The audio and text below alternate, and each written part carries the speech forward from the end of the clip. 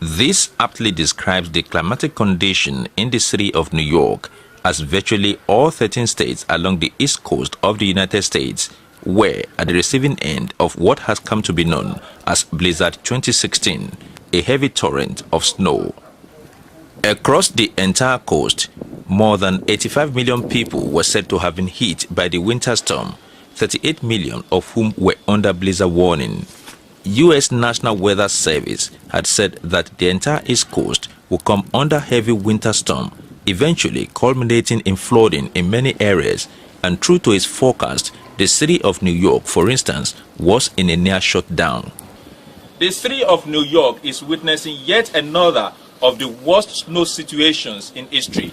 As we speak now, each hour, the snowfall is growing by about 3 inches. And as a way of ensuring public safety, the governor of the state of New York, Cuomo, and the mayor of New York City declared vehicular and human traffic shutdown by 2:30 p.m. local time here.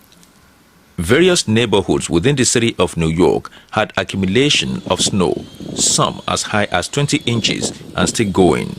Roads within the city were almost impassable, just as community parks and other open spaces had high accumulations of snow. As the snow and wind intensified, no fewer than 200,000 people were reported to have been cut off power supply, with over 9,000 flights cancelled in various places.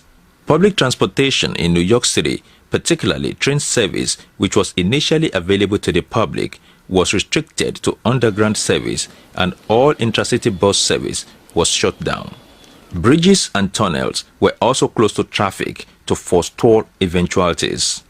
As management efforts, however, continued, 2,300 East Coast National Guards were activated to handle emergency situations that may arise along the coastal plains.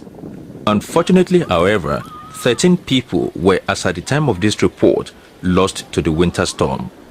From New York City, Adeshino Anidube, Ogtv News.